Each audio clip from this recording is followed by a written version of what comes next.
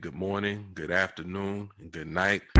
What's greetings, Earth? Same genius time. Any demographic I identify with. I don't believe you murder. I think an ignorant voter and a non-voter crazy what he did. He took the military out are before one and he the took same. the civilians. Same Who does genius that? channel.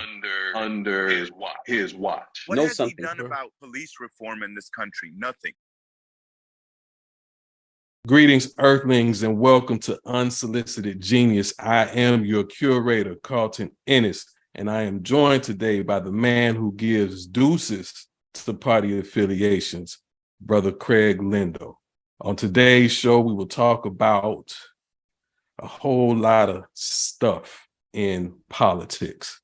We will talk about primetime and Morant's behavior patterns. And we will react to Chris Rock rocking it on his Netflix special this weekend. We hope to give you something to ponder.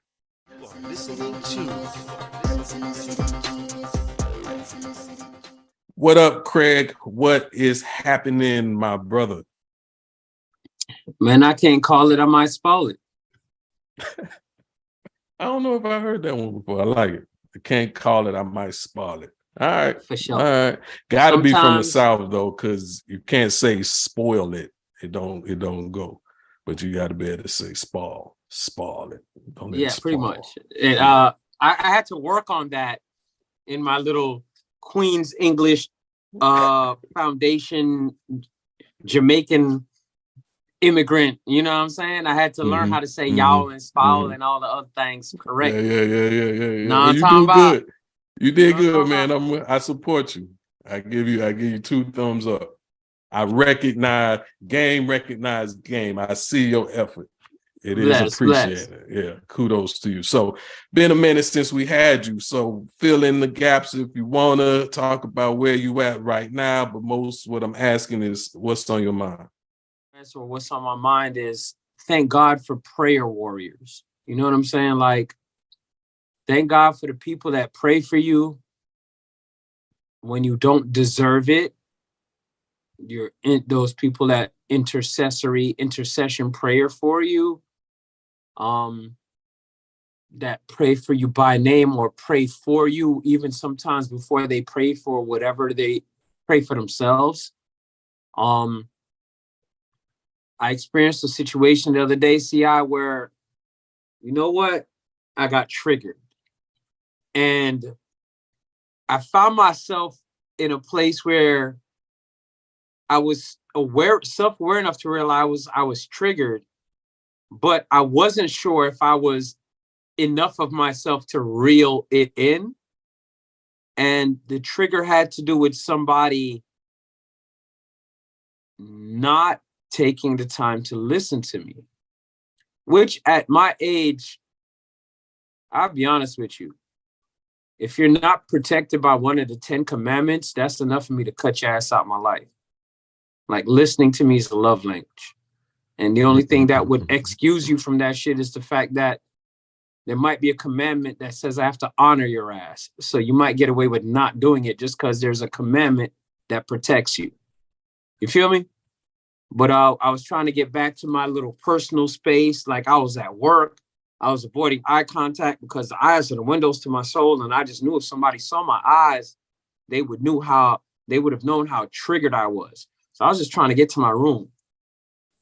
And this sister, to be specific, even though I didn't make eye contact, picked up on my energy and out of nowhere offered to pray with me and held my hand and prayed with me and prayed for me and prayed over me. It's powerful. I ain't gonna lie to you, dog. It was a hot dang decade before anything even close to that it's a decade between anything like that has happened to me. So I was very impressed, especially with somebody that only knew me for a couple months. If it wasn't one of them coworkers that knew me for years, I probably would have seen it different. So, man, shout out to the prayer warriors, man. You know what I'm saying? Shout out to y'all. On any level, whether you're doing intercessory prayers, you holding hands, you praying over somebody, or whatever it is. Shout out to the prayer warriors, and that's where I'm at. That's what's on my mind, dog. All right. Well, amen. Amen. And just so you know, you are in my prayer book. I am too. So pray for me, pray for you. And Yo, you are deserving of all the love I got to give, my brother. So thank you for sharing that. We here. God willed it, and the creek did not rise. So amen. Amen. He said. All right.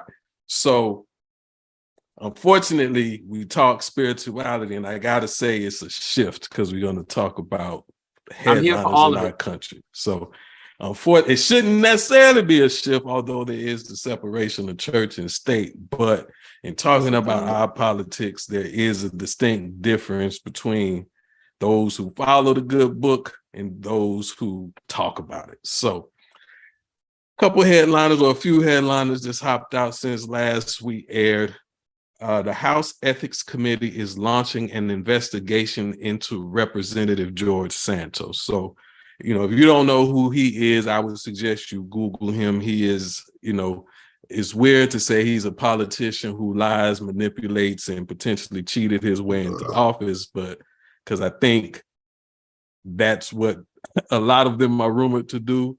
But I guess Santos is a little bit more egregious with his behavior. Not even, I don't guess, but Santos has been a lot more egregious with his manipulation of the facts. And the reason I bring it up is because we talk a lot about voting on this show. We recognize that there's dynamics to who you vote, how you vote. This ain't one of those things. It's just realizing that the relevancy of the vote, because the folks that we're putting into office are supposed to write laws that benefit the country, but several of these folks that we have are dangers to themselves, dangers to the country. And Santos, in my unsolicited opinion, is one of those. In particular, that he co-signed a bill that would make the AR-15 the national gun of the United States of America. So I'll stop right there, Brother Craig. Any thoughts on Santos you want to add? Mr. Santos' behavior aligns with many of the lessons that I picked up in recent years through observation and experience. That one of them is that it is not illegal to lie to the general public. Right. Yes, you've enlightened us to that unfortunate fact before. It is totally because of certain laws passed in the last 40 years. If you're a LLC or an S corp or certain companies, it may be a problem for you to lie to the public. But for an individual running for an office that allegedly serves the public, there is no penalty for lying to the public. There's no penalty for misleading speech. There is no penalty for following narratives or promoting narratives that you know are erroneous and or false. None of that is illegal. It is almost like politics is the playground for the grifter. And Santos is just another grifter. And he's trying to, politics right now reminds me of the Who's the Mac video, Ice Cube from the late 80s, early 90s. Yeah, this is a Who's the Mac video. Yeah, it's been so long since I've seen that. Is it that playing? Have you ever been in a hot tub? Like, this is a Who's the Mac video. You know what I'm saying? And there's no penalty for macking and lying and trying to get people to follow you. There is no penalty for that. So regarding George Santos, he's playing within the rules. Just like that coach that you might coach against that has found every fucking loophole in the rule book and weaponizes it in his game against you. especially if you have superior talent to that coach. That's the only chance they stand of winning. So George Santos is, okay, granted, he's a slimy liar type of dude in my eyes. However, he's playing within the rules of the game. So what can I really say to him?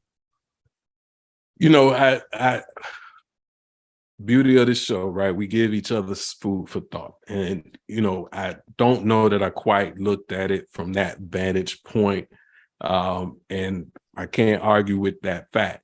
I think what I've looked at, the way I've looked at it is, you know, we're voting, the people are putting people like him, putting Santos in the office, and they're dangerous. But to your point, if you have a system that you want to get in and you have a means for getting into the system that doesn't violate the system's said rules, and it's a whole lot of rules that govern our government, you play the game. In our society, most games are played to win. You know, we could get into nobody loses dynamic, but, you know, we play to win the game. Heard. All right. Well, let me get your reaction to this one. So, you know, Trump said the election was stolen. State of Georgia was a part of that thievery, according to Trump. The state of Georgia is like, nah, we ain't with that slander. You got beer, hold our beer. So the state of Georgia is filing claim against Trump and those of his like that said that they participated in the election being stolen. That's my version of it. Any news network, even all the news networks, will give you a more accurate version of it, but that's my version. So all that being said, one of the things that have come out in this probe, this investigation, this suit, so to speak, is a grand jury report that basically, my version of it, says that Fox News is not a news network. We've heard that before. We've maybe even talked about it a little bit on our show, but it's at least documented in a legally binding-ish document that says Fox News is not a news network. Why that's relevant for me is maybe we can acknowledge it and pigeonhole it, and the other news networks don't have to compete against Fox for its shenanigans. I realize that is me being my optimistic self, displaying my optimism, rather. But can we ever get back to news reporting the news? What say you, my brother? Yes, but okay. Way ahead of the public, going back to what I said before, it is not illegal to lie to Gen Pop. Okay. Right? So, a couple things got to happen. Over the years, the lines got blurry. It became difficult to differentiate between who was a journalist and who is a pundit. Okay. Pundits are not journalists. They get up on TV and talk shit. I could probably be a pundit. Are we pundits? May You and I, already are fit we the definition. pundits? Huh? Are we pundits? That's what I'm saying. We're as far as pundits. the definition of pundits that I know about, we could probably get categorized there, but we're not journalists. I'll be your pundit. No, I ain't no journalist. I'm not a go to journalist. school for that. Exactly. I'm your mother. I'm your daddy. I'm that in the alley. Yeah, like I'm your pundit when you need some true words to succeed. Like I'm all that. Man, like, you started the show talking about your age. You showing it, but I'm here for it, baby. Those you bringing up the classic. The people need to know. The people need to be reminded. I don't hide my age. I'm proud of being 78. You don't like it, that says something about you. I don't get like you don't even gotta tell me what your problem is. Just keep walking. But I ain't hiding my age, bro. I got way off subject. My bad. That's all right. That's all right. You're welcome back. Welcome back. Okay. So just to make sure where I was supposed to be answering the question in regards to the network. Can we get back to telling the news? Yeah. Can we? You said yes, but it's not illegal to lie to the general public. And we are pundits. Yes. So if we go so as long as you make it clear that I am saying this as a pundit or I'm saying this from the perspective of a journalist, but what has happened over the years, nobody identifies themselves. So you have editorials and opinion pieces being presented as news. Mm-hmm. Mm-hmm. You know what I'm saying? Just because they didn't differentiate or delineate between who's speaking or from what perspective was this knowledge acquired. So my thing is, it's not illegal to lie to the people. Worst case scenario, you claim it's satire, entertainment, metaphor, blah, blah, blah, blah, blah, blah, blah. You have a loophole out. And I think that is a percentage of what Fox is facing. However, being that they chose to participate in a news sphere, that's going to limit their ability to use some of those same loopholes and escapes that I just mentioned. Fox, let's be honest. It's like in the rap game, the newest rapper, you take a long time to let him in your top 5 and give him credibility. Right? You too new to the block. You ain't done nothing yet. You got Similac on your breath. Like Fox is new. Fox came out like my last couple of years of high school. So to me, in my life, they're new. If you got here and you've never known a world without Fox, you might see it differently.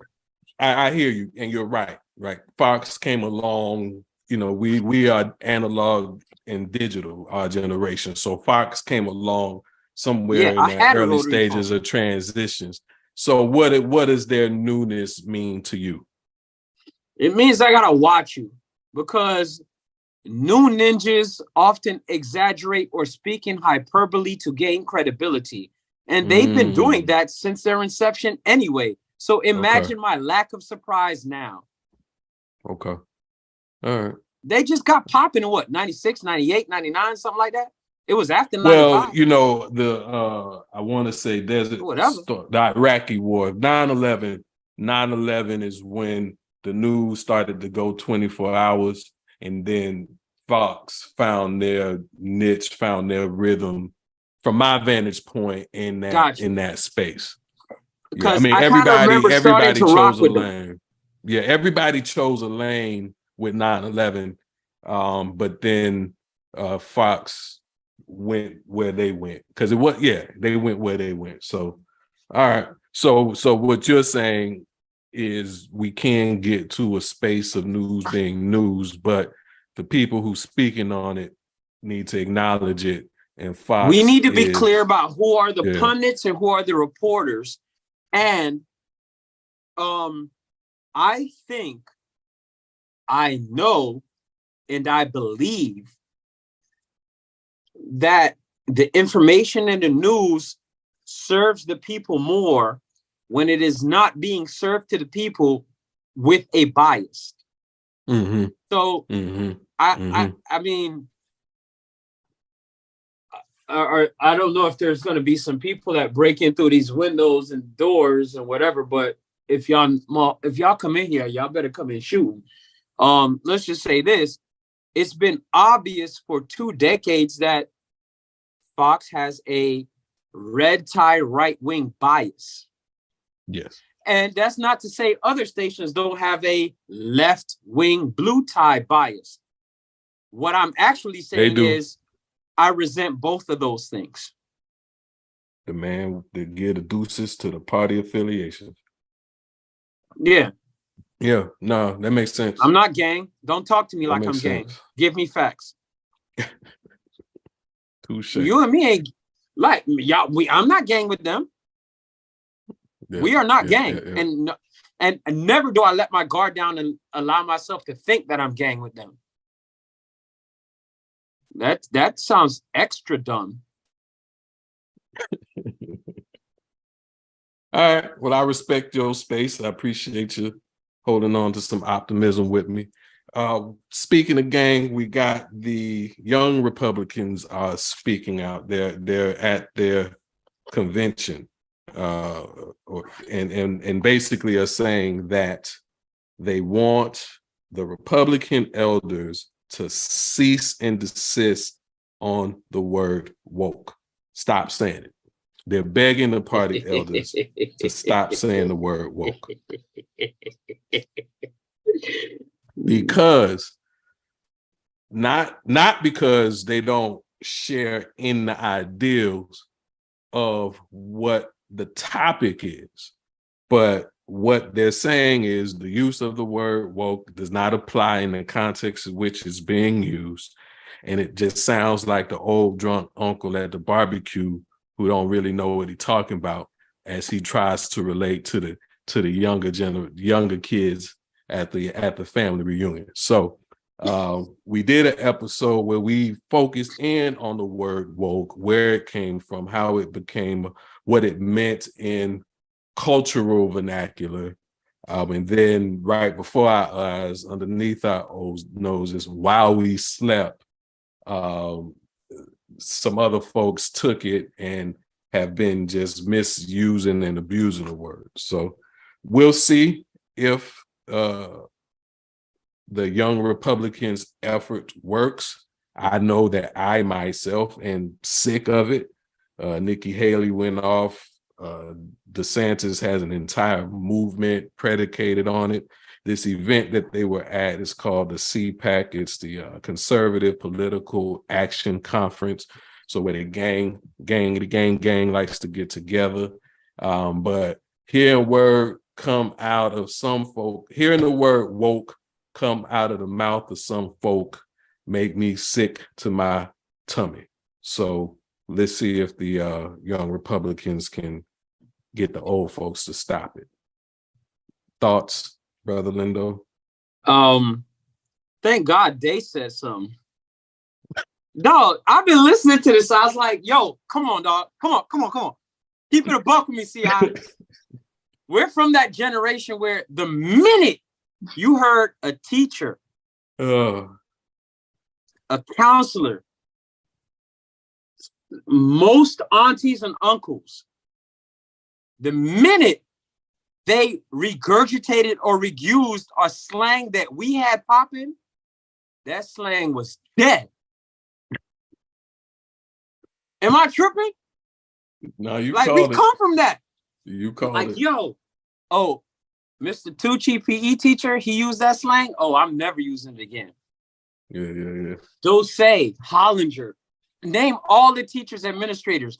The minute one of them nerdy behind adults started using the slang terminologies that we were, it was dead.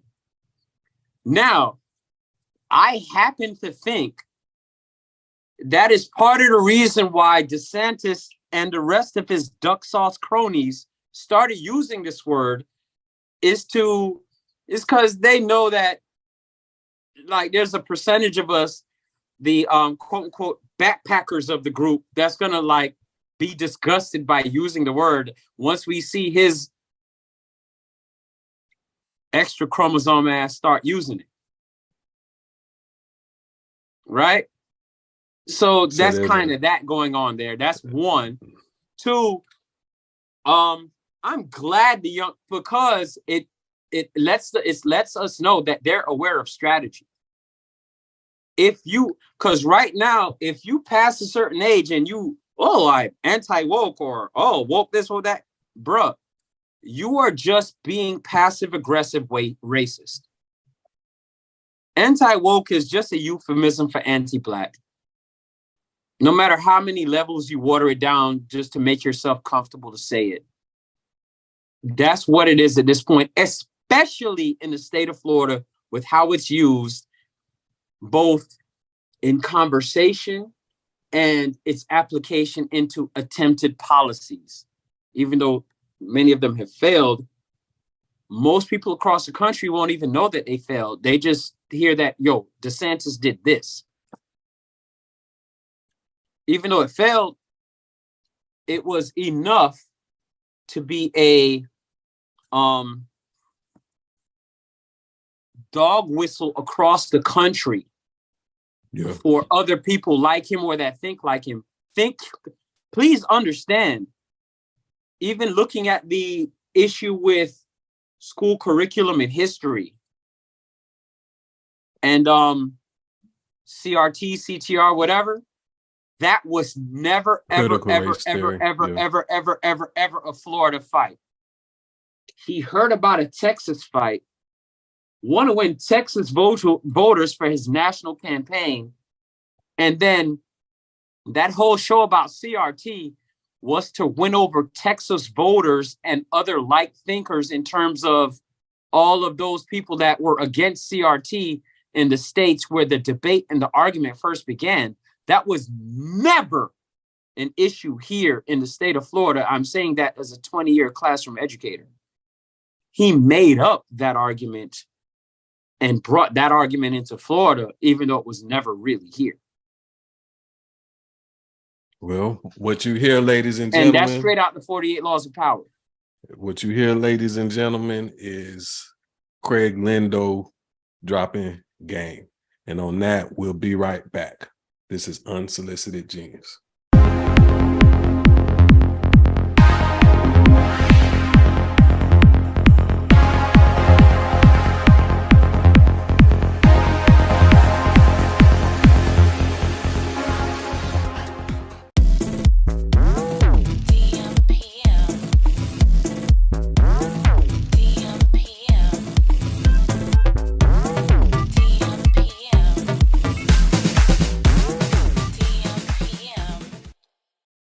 Welcome back. This is Unsolicited Genius. I am Carlton Ennis. I am with Craig Lindo. What in the sports? All right. You know, I'm a primetime fan. He was my hero as a kid. I respected what he did at Jackson State, but he may have said a little bit too much for my preference.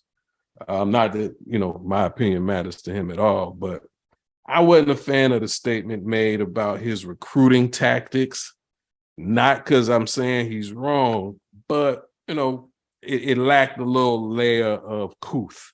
That was my dad's word. He liked to say couth. He liked to say, son, you have no couth. But on the converse of no couth is couth. And so it was missing something. And for those who hadn't heard, I'm paraphrasing, but Deion Sanders alluded to the fact that, in his recruiting for defense, D-line, those hungry positions, he looks for kids to come from single homes. When he wants a quarterback, the mother, father, dual parent household needs to be, is what he looks for. GPA, some other things, not to say there's not validity in the psychology. It was just one of those things that felt icky to me. Rich Eisen is that dude. It's who he was doing an interview with. Love Rich Eisen, NFL Network. It used to be ESPN. I'm a Rich Eisen fan. It's just, I feel like I don't know if I expect something different. I would like to see something different in all the attention that Deion Sanders garners. That being one of the things that he said just didn't sit right with me. So that is my perspective. I own it. Not right or wrong, just is. You have any thoughts on what Primetime said and or is doing out there in Colorado? It's a typical conversation that just happened to get on record this time. Okay.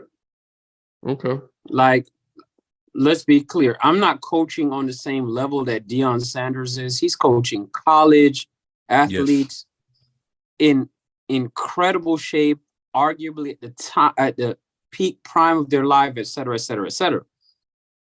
I coach middle school into high school. But you know what? a couple of those, there's coaches in this community. Here's the thing. There's a couple high schools. Here's how I know how I'm having a good season. If I'm 3-0 with my middle school team, right? And I see certain coaches walk in with their logos on their shirt and their collared shirt, their little nylon dry fit shit. That means not only am I going to have a good season, but I have monsters that everybody else is looking at, because this dude is coming from the other end of the county with that little logo to come sit in my gym and watch his jit play. You understand what I'm saying? I hear you. I coach middle school, dog. Right. It's a system. Okay, so what I'm saying is, in these conversations, some of the things I have, they know enough, like little things like, hey, the height gene usually, not always, is passed on from the opposite sex parents. Science. They know enough genetics to say shit like that. Or even things with certain things that are true with, let's be honest, puppies are true with humans. He got to catch up to them hands and feet. So like these coaches, when the parents are not around, the way they talk to me, like, yo, he got big hands.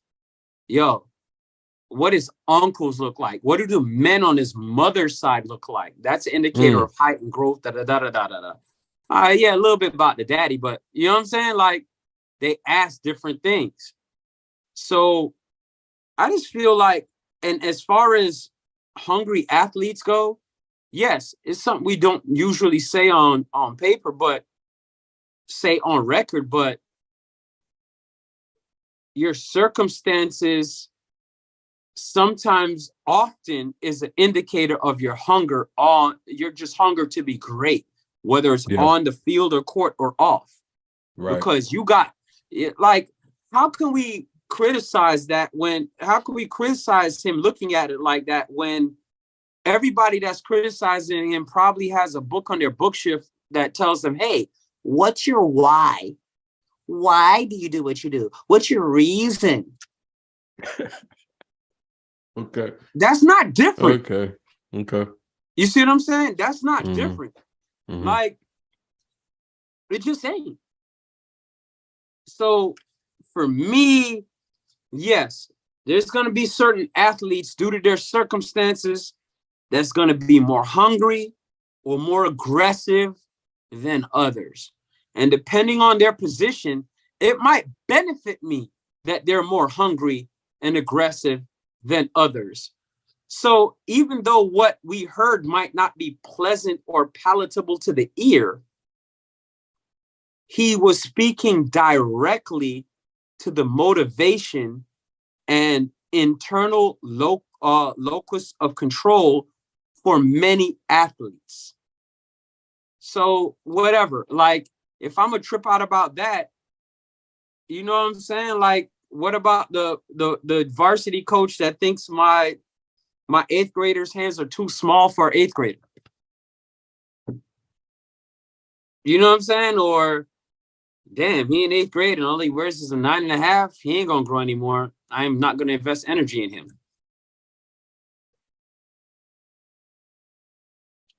Or he won't grow enough to matter. You know what I'm saying? Like, we can't act like we not out here doing it. When cats buy puppies, I know cats that turn the puppies over on their back because a submissive puppy will stay on his back. A dominant puppy will fight to turn over. And so now you could differentiate between a puppy with a dominant personality and a submissive one. Look at his paws. Is he going to have to catch up to them paws, or is he going to be a small dog? It's the same junk, bro. It just so happens that it got on record. So whatever, I don't care personally. I've heard way worse coach speak that sounds like we're talking about cattle and product and whatever. Like what Dion said, like it only made my radar because the media made it make my radar. Personally. Yeah, it showed up in the group chat, right? But I feel you. And you're right, there it does get to cattle speak. Talked last week about the combine and, you know, the idea of not doing it, et cetera, et cetera. So no, I hear you. And, you know, it's not a, you know, you and I are not debating, we're just reacting. Yeah. I'm just sharing my little thing. No, because I think, you know, we got people on the other side, you know, you and our fans, we have people on the inside. So we know that there's unflattering talk that happens. So, you know, to your point, we heard it and have reaction to it. Everybody has a right to land on it where they land. So I got another one for you, though. So we move on from prime time. I got another one of my favorites, actually. I'm a big Ja Morant fan, right? My son was like, who's your favorite player in the NBA? And, you know, love my Heat. I'm mad with my Heat. So none of them could be my favorite player right now. Nobody on the Heat. Jimmy, you know, Jimmy's an elder statesman. He's grandfathered in. He's proven it. Jimmy has been he's been 305. It's Wade County, but Jimmy has earned the 305 stamp. But my favorite player will be Ja Morant. But my boy in trouble. My boy, he if he's not in real trouble, at minimum, he has some troubles you know, that need to be ironed out. In particular, I can't even speak on this fight that he had and who said teenager that he got beat up. It's out there. I don't know nothing about it. I'm not talking about that specifically. But with that in the backdrop, fast forward to, you know, a few days ago, he's on the internets for having taken a video of brandishing a gun in a club while in Denver. So still a fan. I hope he work it out. Want your reaction, but you know what it took me back to is TV sensation Charles Barkley. When he was in the league, Barkley stayed in trouble. And he had the commercial about I'm not your kid's role model, which we gave him that space. So give Barkley that space back in 1990, 99 something. I give Ja Morant, favorite player, hero to the people, put $500 on the waitress tip in the diner that's on the internets too. But the gun brandishing to do what, to say what. I know he's getting clowned. I know he's suspended, you know, all that stuff, but it's a lot. I give him youth. I give him learning. I give him hope that he figure it out. I hope the entourage thing, he talked with LeBron, don't let your entourage get you caught up, whatever that is. But Ja Morant is, you know, he own one or two right now. What say you? First of all, going back a few months to a couple years to when people were praising his dad, like, to be quite honest, I see a lot of people taking that back and people regretting they even said that shit, because right now, yo, Ja, you making your father look like a complete duck, bro. How you got your daddy in your life and you out here acting like this?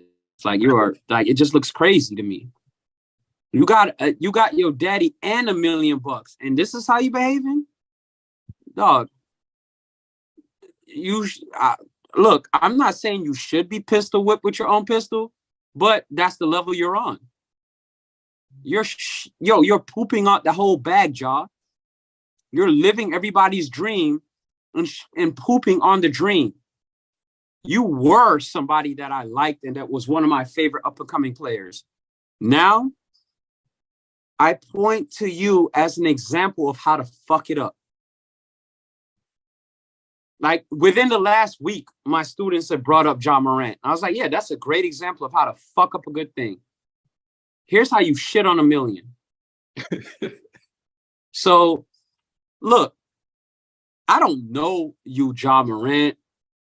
I wish you the best, but at the same time, if you turned out if this is the path that you're going, like, look, I'm just gonna, when I open my team meetings next year for my players, I'm just gonna use you as a textbook example of a bad decision maker, and why when I'm picking a team, I want to avoid bad decision makers, because their bad decision making off the court will lead to them being not available for us on the court. He's just a new textbook bullet point. He used to be somebody I cheered for a few weeks ago. That shit faded. He's just a textbook bullet point now with my middle schoolers and early high schools about how to be a crappy athlete, a crappy, multifaceted person. Like, you could be a great athlete and be not handling your business outside of that. He is an example of that. Oh yeah, you're a great athlete, but outside of that, these are all the behaviors you do to make sure that you don't have longevity and consistency as an athlete. See John Morant. Dog, I already even started writing the fucking script and testing it out with some of my athletes and student athletes, man. He's a bullet point now. I'm very disappointed. And dog, you make your after all them videos with your father busting his behind with you, and you out here doing this now, like, Ja, you're officially a fuck up. Did you just give him the side eye? Was that the side eye? Yes. For It might be a first. I don't know if I've seen a virtual side eye, but you just pulled it off. So shout out to you on that one. All right, now all's fair in love, hip hop, and the way the game goes. So I think I had to bring his father into it. There was some drama with his dad and Shannon Sharp, and all this stuff. It's a lot of stuff, but I think disappointment is a good word. He don't owe us anything, but from the fans' point of view and what you like, what you hope for, and what you see. But that's where I come back to. Whatever it is that's twirling around in his brain, I hope he gets it resolved and can resume what appears to be a great career. Word. Quack, quack. You're moving like a duck. Tighten up. No, seriously. Like, I don't have sympathetic words for you. All right, you hard body? All right, here's the message. You're fucking up. If you hard body, then you understand that, right? You out here trying to act hard body. All right, Ja, you're a fuck up. Change it. That's a hard body message. How much detail you want? Say less. How about that? Say less. All right. Are you entertained? What have you been listening to? Do you want me to go first? Yeah, go first. Love Unlimited Orchestra. Love Unlimited Orchestra. Yeah, you know what I'm talking about. Let that King Kong beat come on. I know what you're gonna do. Stay out my business. Stay out of my business. Yeah, I've been the last week and change. I've been, except for my workouts, I listen to a lot of instrumental music. And so that fluctuates between John Coltrane, but most recently, I've been getting hyped to sell off the Love Unlimited Orchestra. And you may remember them from their collaborations with Barry White, right? And so that's what I've been vibing off, unless I'm on the bench. Like, for some reason, when I'm on the bench, I need to hear J Electronica, Andre 3000,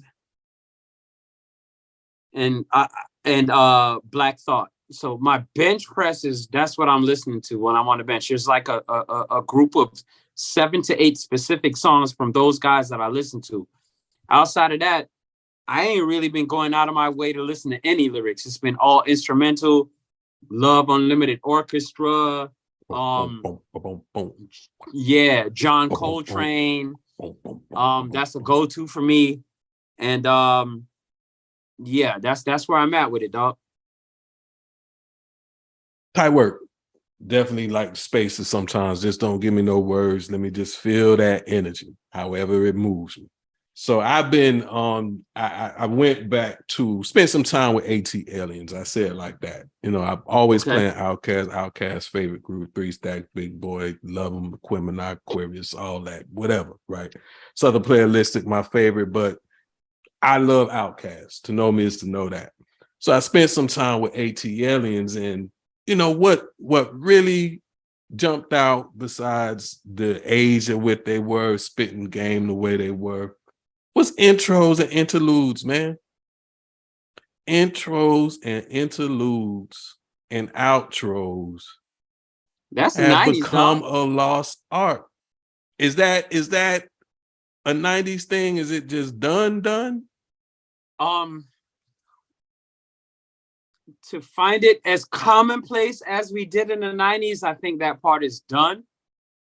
Every once in a while, I'm scrolling and I listen to the album on these young cats, and they might throw like a really good skit or interlude in there. Or God forbid, they go 90s style and they rap for like 132 bars in the intro. Right. I like that too. Right. But I've heard that, man. Jay-Z used to be the king of intros. He used to have the intros. Jay-Z used to come in with some intros. I don't remember if he had a lot of interludes, but he carried the intros into the 2000s. 50 had some stuff on his thing. You know, they were there, but the 2010s for sure, I feel like they have been gone, if not gone altogether. I cannot think of an intro and skit of recent memory. Good albums, hot albums. Maybe Kendrick, I think part of that has to do with how music is now consumed, my bro. Like the streaming era has changed a lot of that. Like, can't do the intro. Well, most people never hear it. Like a lot of cats, they open the album and they only download the song with a star next to it. You're right. You're right. Cause you're right. I've had this discussion. I got homies, same age group, so it's not ageist. That, you know, they'll start the album, but they only go back to the actual songs that they like. I am an album person. I seek out albums. I want the hidden gems on the albums, including the classics from the past, present, future, the top 40 tracks that everybody listened to. But I want the album experience. That's me. That's just how I'm wired. It's in my DNA. What happens if that album wasn't built around a theme? It's just a collection of songs. See, sometimes that's a criticism. That's so like that. To Pimp a Butterfly, I'll be honest with you. I always listen to a Pimp a Butterfly or try to listen to a Pimp a Butterfly from beginning to end. You can't pause. That's Kendrick. The Miseducation of Lauryn Hill. I prefer to listen to that from beginning to end uninterrupted. Certain things have a theme and they do so well around the theme that it is hard to take pieces out of that theme and listen to them separate or broken up. And then other cats, I'm like, yo, man, this is just a bunch of poems and you just chose which poems you want to put on this album. Yeah, this shit is no real theme. You gave it a name to try to make me think there was a theme, but you have no theme, bro. Yeah, and that's a criticism I would offer any album. You know, I get the album. Some albums you feel the theme. Some albums feel like a collection of songs. I prefer to feel and hone in on the theme. Yeah, your shit is a playlist more than an album. Yeah.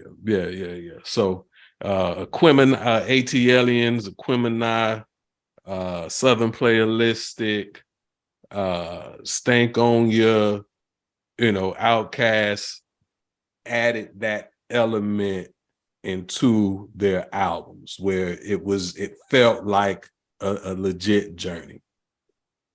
Yeah, I'm with that. Give me an album experience like I purged all the music from my phone. And when I reintroduced music onto my phone, it was only by albums and that was sparked by a conversation / topic that you put out there. In terms of what are the artists / albums that I'm cool with beginning to end. I don't have any stray songs. Like everything that's in my phone downloaded right now is a part of an album that I am comfortable listening to from first to last track. I wonder what that would do. I wonder what that would look like. I wonder how many albums of all the songs and shenanigans that I've, checked in Apple iTunes and Apple Music and all that. I wonder how many albums. It came down to 9 for me, dog. Only 9? You got, well, 9. I ain't gonna judge. It is the what J it be. Electronica album. Uh-huh.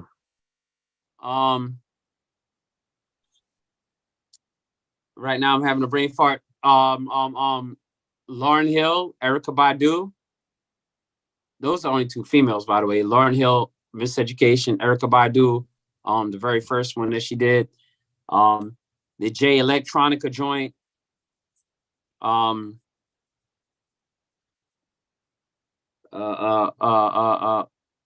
love Black Thought from the Roots.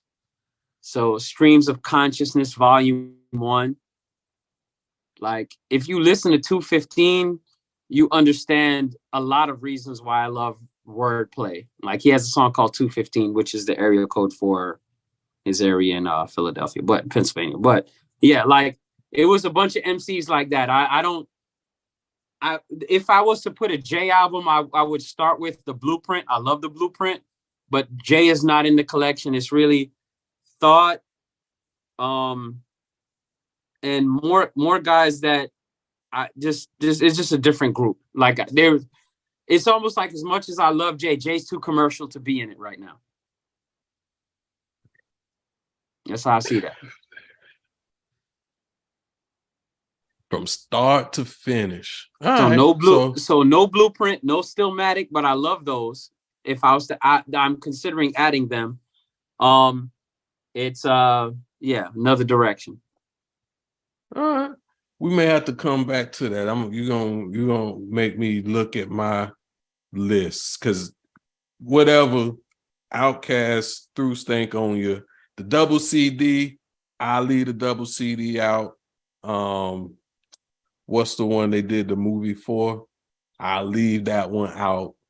But everything from Southern Playalistic to Stank on You gets included. So that's I love Cass. I see, my thing with Cass is going to be, if I'm gonna add it, it's going to be 2 albums. Probably going to be the one with Southern Playalistic on it, and then the Diamond one, the double album. But outside of that, I got Common's album called B. That was hot. I love Sci-Hi. Sci-Hi, the Prince, had an album called No Dope on Sundays. Flames.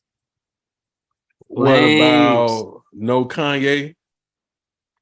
I don't have a Kanye in there now. I did add De La Soul just because it was De La Soul the other day.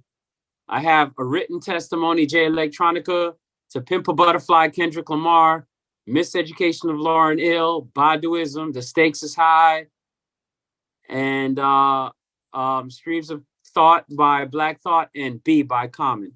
Now, is this list, can one artist have more than one album in your list?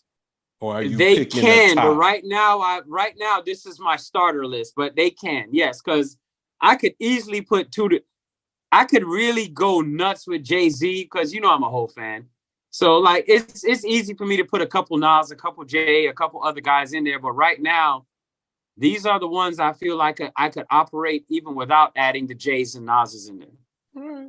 I respect it. Like, I feel like these are classic enough that I could hit shuffle and not hear some commercial shit. Because once I start adding, even though Jay and Nas are my guys, I'm gonna start hearing some stuff that I don't want to hear. It's too commercial for me to hear. Yeah. It's gonna make me mad that I heard it. I had that on my playlist. I have my playlist bumping and I'm in the mood, and there's always one song I added by mistake. It was supposed to go over here and I put it over there. I maybe deleted it and I added it, but it always mess up the mood. I'd be mad with me. But no, I respect. We gonna come back to it because now you got my wheels turning. So I'm wondering of what I have. And think about it. Who would make I have this a list? bench press playlist specifically for the bench press. Yeah. So you're a curator. You are a playlist curator. I respect it. All right. So that's what we listened to. What have you watched? Family Guy. All right. What appeals to you about what's been appealing to you about Family Guy? Look, I've always first of all, I think their humor is great. Okay, first couple things. They haven't gone one episode, one season. They might have skipped one episode here and there. But the same Jewish jokes that other people are getting lambasted and plastered for, they drop them every week.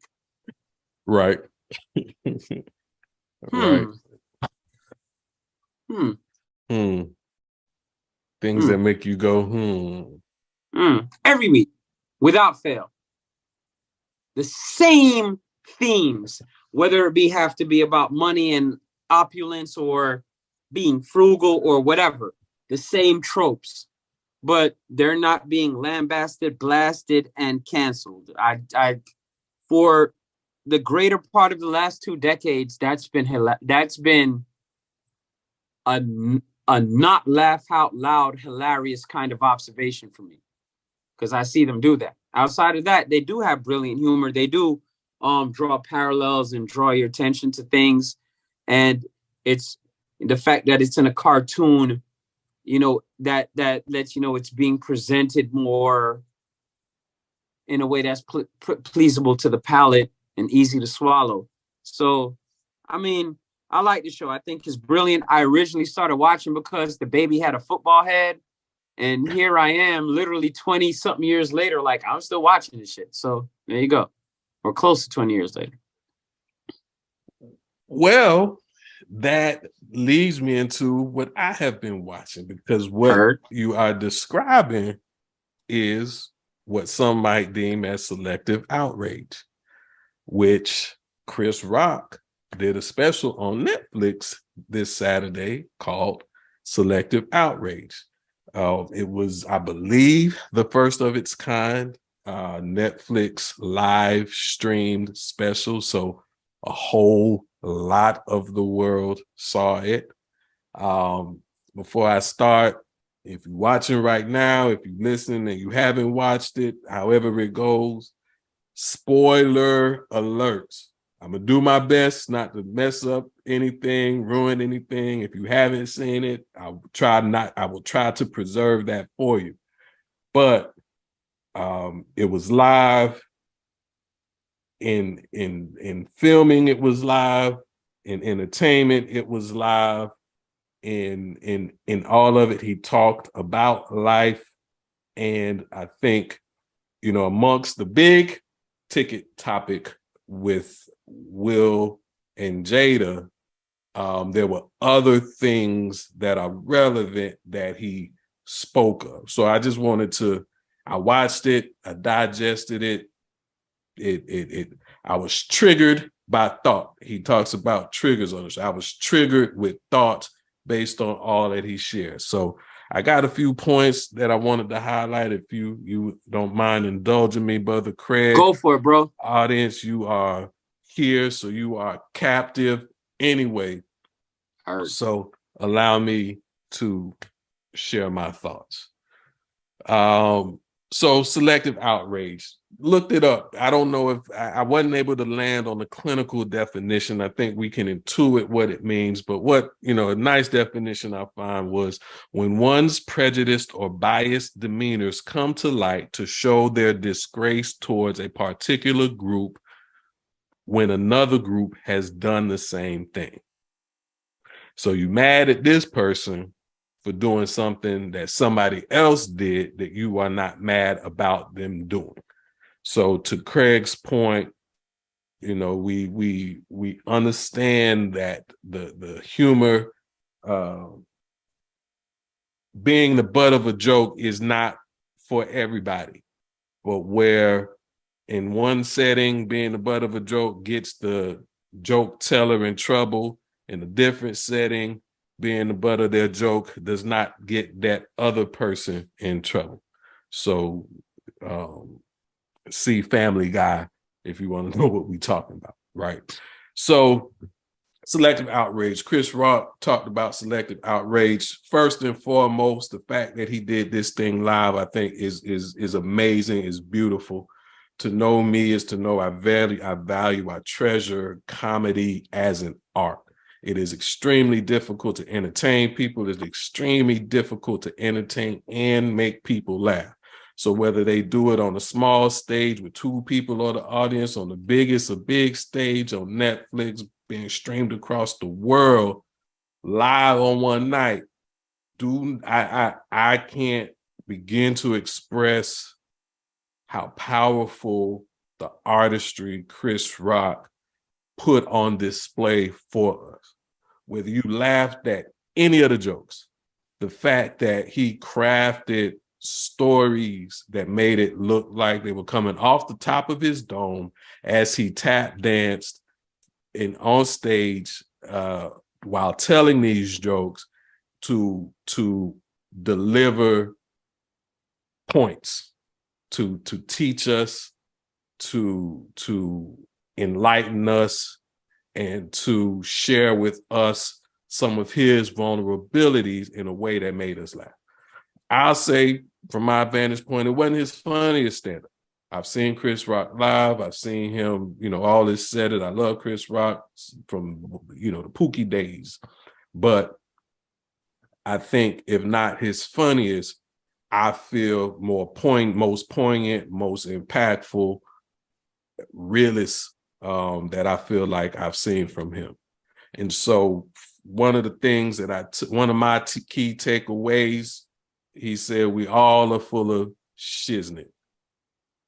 I believe that to be true. Each one of us has a selective outrage that we choose, whether it's race-driven, gender-driven, age-driven, you my homeboy from Miami Gardens driven, whatever it is, you're going to do something that I'm going to be okay with that somebody else do that I'm not going to be okay with. We all grew up with the your mama jokes. The homies could get away with the your mama jokes. The strangers will get Craig's virtual side. He talked about attention addiction. And that does have a clinical name: histrionic personality disorder. We as a culture are addicted to likes. We are addicted to other people's opinions. We are addicted to having other people get along with us and share in our thoughts. Me, Craig, Joe Nitty, Uncle Mo, Ray from across the way, the Karens, the Joe Bidens, the Joe Buttons, the police, the Joe Buttons, the police, the Jays. We've all been victim in some fashion or form at some stage in our life for doing something for other people's approval. Understand it's a real thing. Understand it's a byproduct of the human condition, but and recognize in 2023 it is a problem. It's too much. It's too much. He talked about white men and believing that in some way, shape, or form they are losing their country. This takes me to the march protests a few years back about "you will not replace us." Who's replacing you? Where are you going? What is it that you don't have ownership, control, or possession That's of guilt. by earnings or by takings? You got it.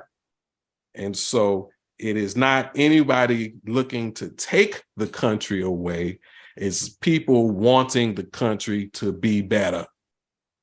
Be better. He talked about all the interracial couples in commercials. I think it's so interesting. It is so interesting in what we see transpiring on TV. There is diversity in ethnicity. There's diversity in not gender. We've had that for a while, but in sexual orientation, sexual gender identification, it's a commercial free-for-all. And I often chuckle because I know in 1980 something, 1990 something, when we was still getting up to change the channels manually, none of this was going to be on TV. You know, wasn't no booty smacks, was no men smacking men's lips. It was none of that. You know, if you showed a little shoulder, you was on the in the tabloids. And so today with what we see, you know, he called it out. It's a lot of diversity on TV, which in some instances may be contributing to the white male replacement theory for those that subscribe to that. Plenty of white men we know and love, ain't talking about y'all, but there's this dynamic out there. He touched on the royal family. You know, I said RIP to the queen, but the reality is they got a lineage of death and devastation that is associated with the royal family. One of the fun facts that I picked up during Black History Month is how integral Europe truly is, or was, the historians can figure it out, in the traumas that America suffers from. At the beginning, Europe is who the founding fathers were getting away from. Thought about it a little bit. Thus settle, who got ownership, he said, she said, however it went. Europe was also the conductors and the investors of the Atlantic slave trade. All right. Chattel slavery, yes. The dirty work was done on American soil. We've talked about that. We've seen it. We've all seen well, we all haven't seen specifically Spain emancipation. and Portugal. We haven't all seen emancipation, but we've seen the slave movies. We know what happens over here. The Civil War, Abraham Lincoln, Martin Luther King. It's all connected to what transpired on the soil of the United States of America. Alhambra Decree and Papal Bulls. Word. But Europe moved the money. Europe was the ones backing the industry. Europe was detached from a lot of it, but Europe was involved. So I leave it at that. Something else Chris Rock talked about, that we got selective outrage in the Black culture too. Talked about the light skin, dark skin dynamic. Gave a shout out to his boys, Draymond and Steph Curry. He talked about Black families' reactions to interracial dating. We know the white man don't want his country taken away. We got Black people that like things the way they were too. And so that is a real thing. It is a dynamic that we all deal with. I say love who you want to love, but when you introduce her to Big Mama gonna have an opinion. And then our reactions as a culture, the Black culture, sticking with the humor in the Black culture, to gender transitions. We all got somebody in our family who does not toe the traditional line, whether it's who they love, whether it's how they dress, whether it's how they look, how they conduct their lives, so be it. What we do have is love for our people. It may take a minute, but your family, we can get there. Be patient with us. Chris Rock also talked about the Kardashians from a vantage point not often articulated, in that, say what you want, they are a family of acceptance. Now, whether they are the family that makes you go cuckoo for Cocoa Puffs, we'll leave that for a different episode. But at minimum, Caitlyn Jenner has been accepted. Lamar Odom was accepted. Kanye West may have ruined his acceptance, but I'm willing to put a penny on it. They'll let him back in as soon as he starts sipping from that get right. And the list goes on. So made a joke, talked about the daddy, how it's all connected, but that was something that I hadn't quite thought about, and he brought that to my attention. Another thing, we talk about the state of our union, he and the divisions in our country, but he also spoke to the duality in that there's two sides, that there's multiple vantage points to these things. It's not all one way, which he has said before when he talked about being conservative with taxes and liberal when it came to prostitution. And so he talked about, this was huge, I think, that the Republicans do lie. Brother Craig said lying ain't a crime, Republicans lie. But the Democrats leave out key pieces of the truth, which, if you studied a good book, you sin in what you do and you sin in what you don't do.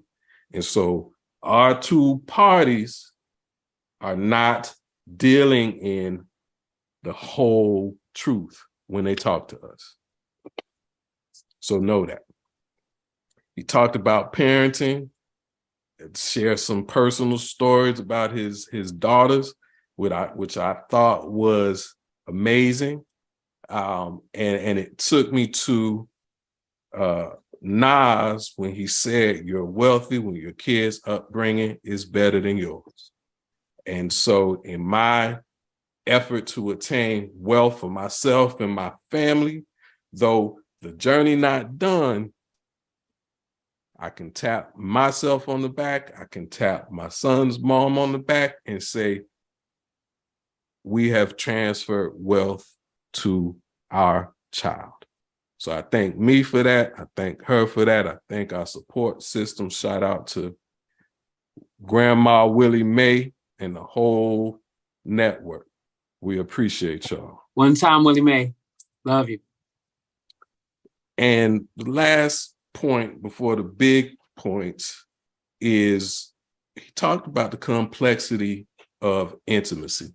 We want it, we need it, we value it. Men, women could deny it all we want, but there's real things in intimacy. But for any of us at any time, for some reasons that probably don't have anything to do with us, but are for us to solve, we struggle with the intimacy. So great show, good points, and then Will and Jada. So personal confession, there was a period in time when I looked at Will and Jada and the header would say relationship goals. Now, I have evolved from that prior to the entanglement because I learned some things. It's, you know, everybody and every couple's boo-boo stink. So relationship goals, have them, set them, strive for them, but allow them to be predicated on what beats in your heart, not what you see on TV and or the internets. Cheers for that. Even Michelle Obama says there are times when she goes slap off on Barack. Now I say, how dare she? But in the name of love, surprised. I get it. I get it. Don't talk to Barack like that. I don't like it, but I do understand. Now, and what, internet, it said what it said. Brother Craig, when you hop in, you could talk about some of the stuff you've seen, but, my clock said he went in on both Will and Jada for about 7 minutes. So that wasn't the bulk of the show. But what I feel like I witnessed was him be very strategic, be very aggressive, be very authentic to how he feels about the situation. He stated he is not a victim, which means he chose the way in which he would fight back.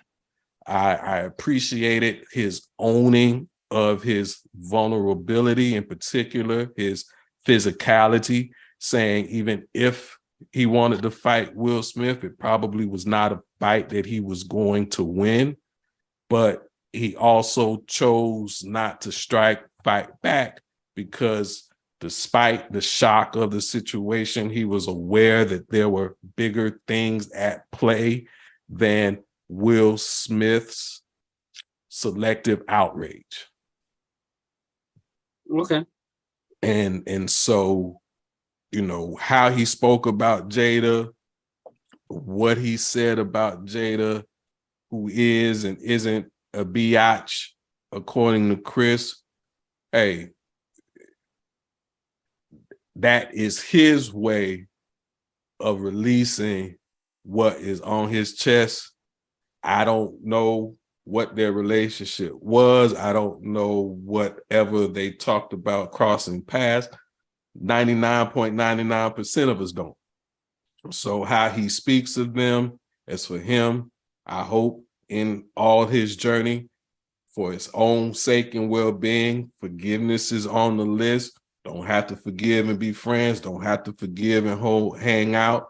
But if there's anger in his heart toward them, I pray he release it. He did his thing. He said his piece. If he got more to say, so be it. But I love to see him continue to rise. Not saying he hasn't, not saying he did it, just reacting to some of the internet's comments. That's my piece. That's my takeaway from the Chris Rock special this weekend. Man, heard. So let me just ask you a straight comedy question on that though. Yes. If a 10 is that old school Eddie Murphy raw delirious, and a 0 is you taking a nap, where is it on 0 to 10? I give it a 7.5, because it's funny. It's funny. It's just there's I get, my take is it's funny. There's so much depth at the facts, there's so much depth in some of the facts that he shared that it doesn't give you a gut-wrenching laugh. But I think the ability to find the humor in the things is where the artistry showed up this time. And I'd have to look at some older specials, but I feel like he also did an amazing storytelling job. Like the imagery was also very much in what he talked about. Okay. Do you mind if I throw a couple light questions at you real quick? Yeah, have at it. Your opinion since the entanglement, or maybe before, has your opinion on Will Smith changed, and how has it changed? Great question. Opinion on Will Smith, not necessarily. There something happened in the last couple years, maybe attached to his book, I'm not sure, but where the stress of being Will Smith revealed itself. So, it was kind of like having an eye. It was almost as if it was only a matter of time, right? Before something bubbled up. Didn't think it'd be what it was, a slap on the Grammys, but, a tirade on the internet, breakup with Jada, an affair with, some I thought it might show up somehow. So when I see him now, like I haven't watched Emancipation, so I'm not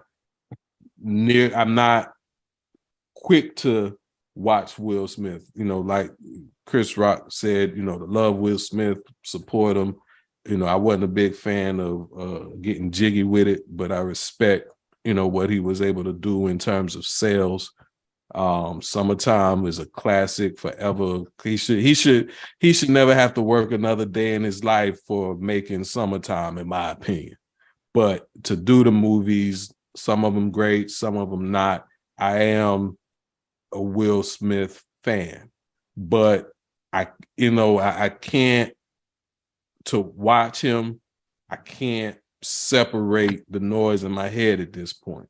Maybe there's a future state where it comes back around, but to see the previews of Emancipation, you know, I'm not singing the artists that I support. So, you know, I hope to work my way through that personally, but I'm not less of a fan. But I find myself hoping that he can rise above this thing.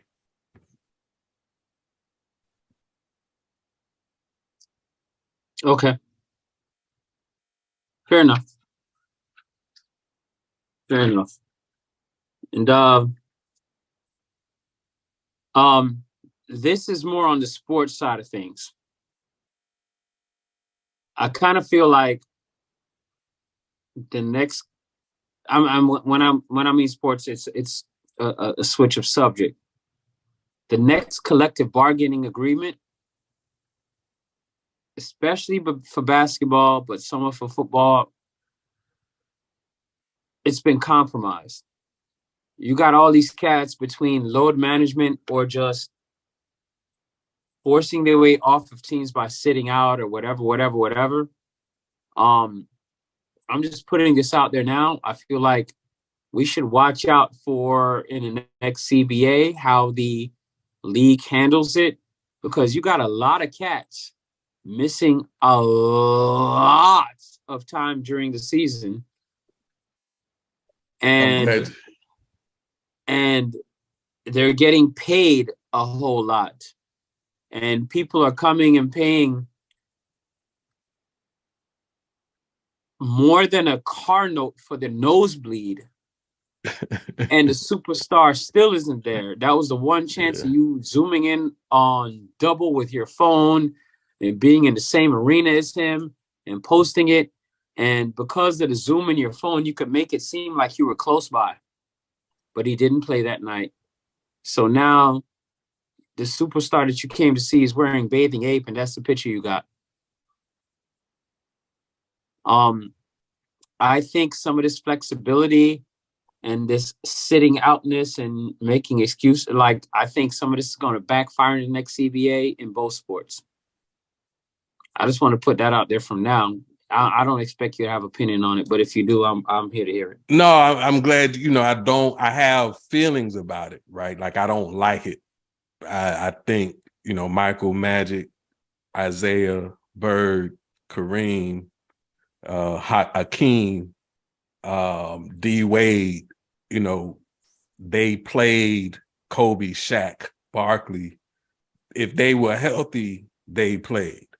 Now, you know, Jordan of that, you know, that particular era, he was the only one always in the finals on the West Coast. The teams alternated. The Knicks, the Heat. After his first 7 years, he spent the first 7 years getting his head beat in. Everybody forgot that. Yeah, I'm talking about once he started making. Oh, okay. You're right. Yeah, I'm talking about once he started making, because that's, you know, 3 separate seasons, you know, gap in the middle, but 6 championships where, suffice to say, he played what, 80-90%, if not more, of the games, which included Olympics, which included off-season training. So, you know, you and I, we're analog digital, so we came up seeing this thing a certain way. And so the way the players, how the players aren't showing up or sitting out, as a fan, that sucks unfortunately, where I live, there's not a major NBA team. I got to drive north or south if I want to see that. I ain't doing that unless it's my Heat. So whether Jimmy or Tyler play, I'm at least seeing my team. Could care less. Well, if I go to Dallas, I'm gonna be mad if Luka don't play. But that's hard. And to your point, the price of tickets, it's bananas these days. NFL tickets still make a little bit of sense. You can get some stuff last minute that justifies it. But an NBA game on a weekday, I'm like, it's not appealing. So, especially with what's at risk. So yeah, I'll be interested to see how that plays out. I'm glad you brought that up because I did want to talk about that. All right. So that's Chris Rock. That's us. That's Unsolicited Genius. We said a lot. We'll take a break and be right back to close the show out.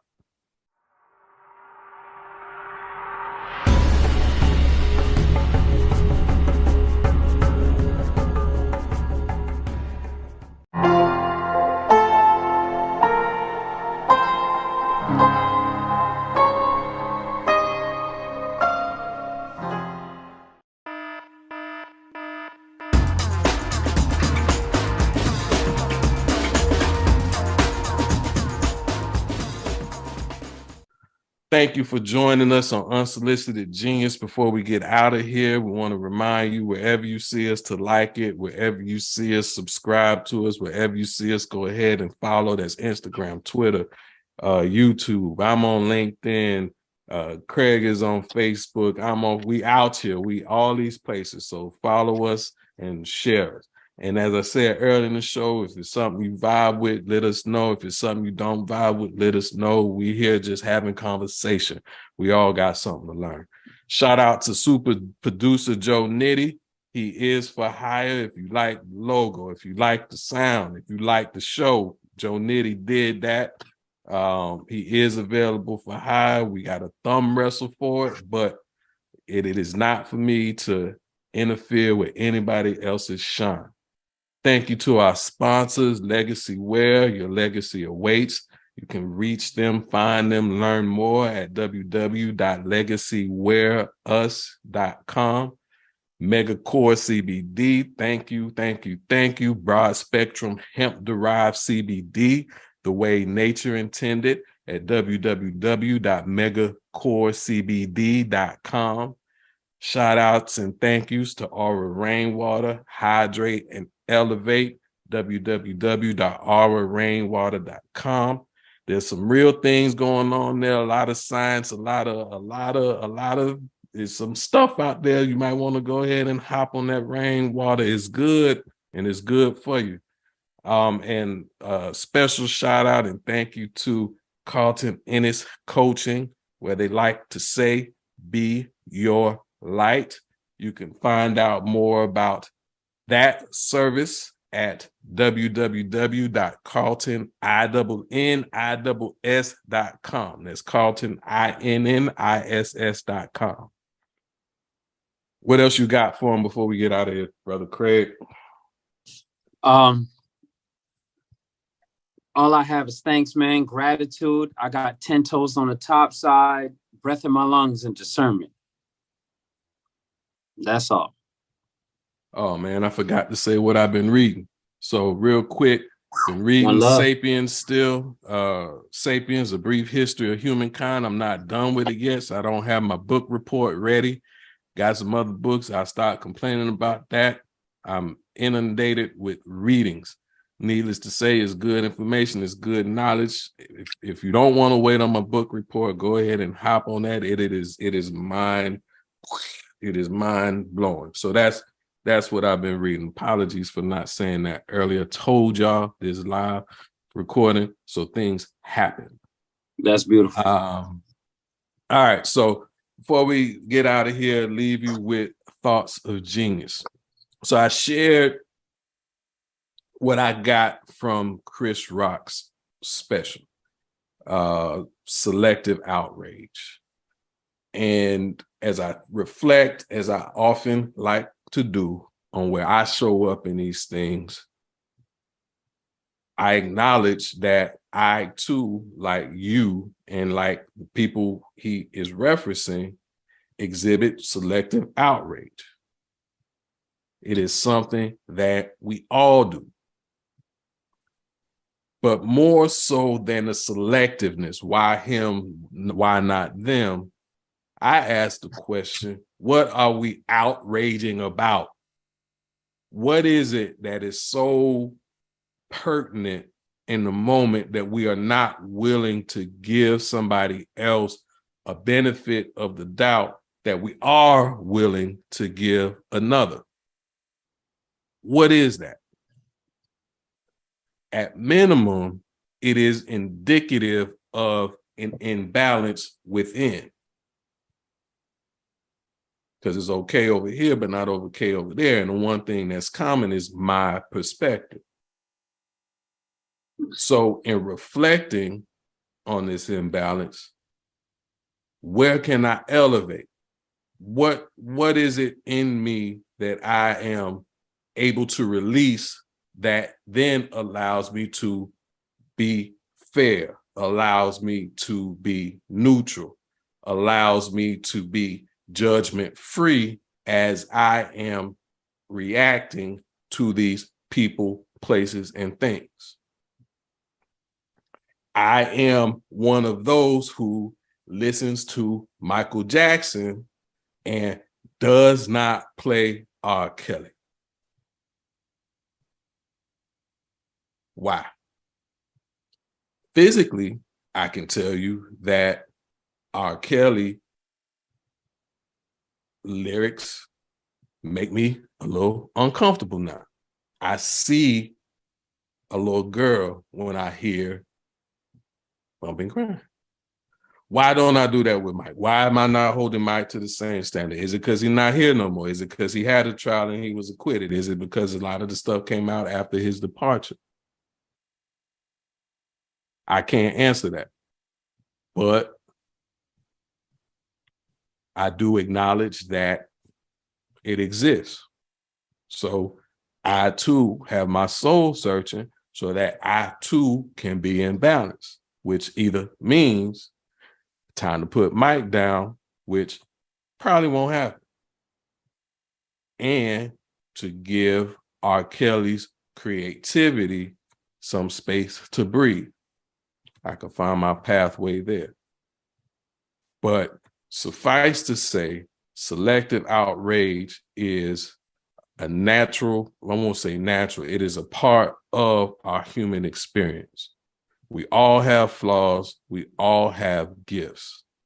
And the more we are able to acknowledge that, we can all get to a space where we can acknowledge, appreciate, and acknowledge and have appreciation for the outrageousness of it all. This has been episode 34 of Unsolicited Genius, no, 35 of Unsolicited Genius. Thank you for joining us. We are here every Monday, 8:30 Eastern, 7:30 Central. Join us next week, same Genius time, same Genius channel.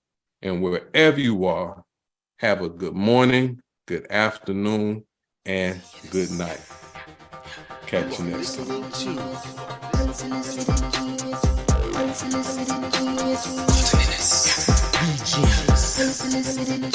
Craig D, Molat.